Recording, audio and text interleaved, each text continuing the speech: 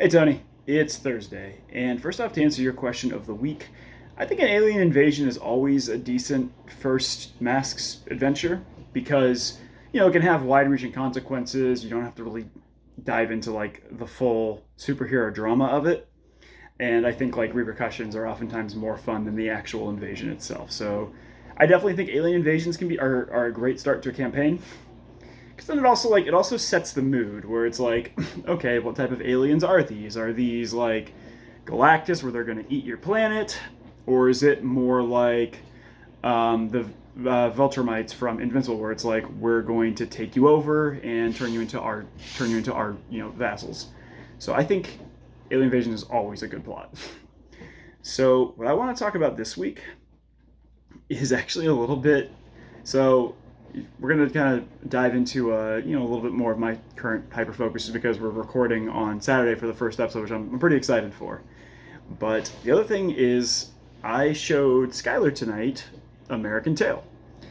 I don't know if you've seen an American Tail, but it's a classic Steven Spielberg Don Bluth film in which it takes place in 1885 New York, in which Jewish mouse family, the Mouskowitzes, end up, escaping Russia during the anti-Jewish pogroms that took place there during the 1880s, but try and escape Russia and make their way to America because there are no cats in America and the streets are paved with cheese. So the movie is really good, and like I'd forgotten how good it was, but also I'd forgotten how accurate to history it was. Now, again, obviously, I'm doing a whole lot of research currently on, 1865 to 1901. And so the fact this movie took place in 1885 is a great example for that. And it was really interesting on the way they did, because again, I just have more knowledge now about the era than I did back when I watched it, certainly as a kid and even a couple years back. It was on Netflix, I think, probably 7 years ago, maybe 6 or 7 years ago. And Ted and I watched it and remembered how much we loved that film. But it really does a great job of, showing New York how it was in 1885.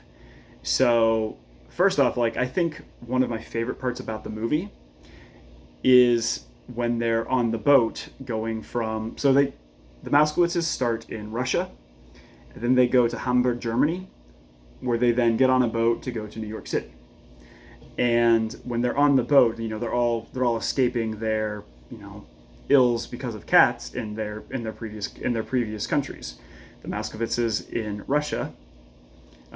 There's an Italian mouse who tells a story about that there, and there's an Irish mouse. And in New York City, certainly during the 1880s and up and through the Prohibition Roaring 20s, New York City had a huge population of Jewish immigrants, Italian immigrants, and Irish immigrants who were all escaping different troubles in their home countries. And so the fact that they kind of had that start off when they're on the boat, I thought that was great because it's so true to history. But it's done in a way that children can understand it. And again, it's kind of like using cats as this, overarching villain, which, can certainly be, persecution that they were facing in their home countries.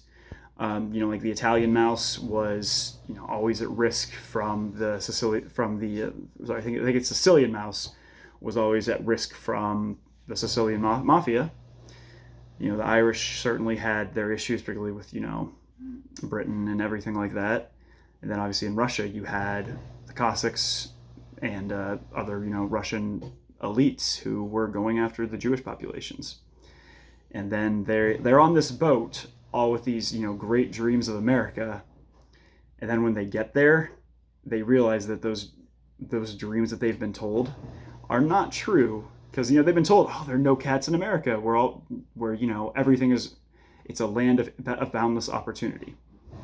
And again, there are no cats. And then when they get there, they're like, oh man, no, there are a lot of cats here who are, using us and abusing us, just like they were in our home countries. And it's just, I think that itself I thought was so well done because it approaches history in a easy to grasp understanding for children. And so I really enjoyed that. And then just watching the movie, like, like all of the set pieces are so good, including, Fievel, the main character, gets separated from his family, and he comes across Warren T. Rat, who, find out later is actually a cat.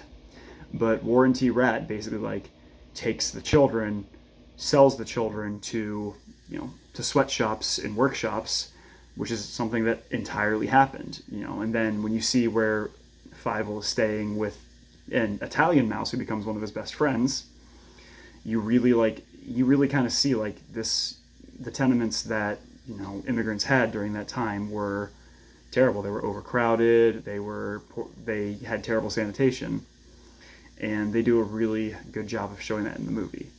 And in fact, I mentioned to Taylor as we were watching it, there were certain images and certain photos, but certain scenes that were taken directly from one of the most influential pieces of photojournalism ever, How the Other Half Lives, which was just a photographic journal that I can't remember what the photographer's name, but he took these photos of like these immigrant workers and the conditions that they lived in, and you could pull, obviously, change the people with mice, and you have the exact images there.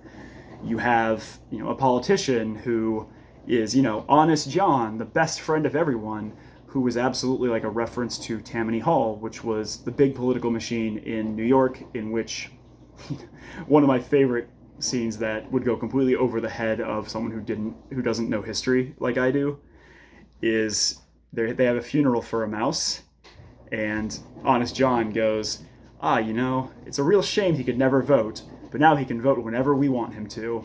And he had like in his book of like dead mice that he was going to use their names for votes, which was exactly what Tammany Hall did. And so it was just, I had forgotten how good that movie was, and I'd forgotten how accurate it was to kind of take a children's look at a pretty dark moment in history, honestly. Like, the 1880s in New York were not great, but I really enjoyed it, and I really I had a lot more appreciation for it now than even when I last watched it a few years back, just because I just know a lot more now. And loved it, great movie. We'll watch it, and I'm glad that Skylar really enjoyed it too. So Tony, my question for you is, are there any movies that you watched when you were a kid and really enjoyed, and as you got older you kind of began to understand, like, oh, this is the story they're telling that I didn't understand as a child? Tony, I'll see you tomorrow. Later, bro.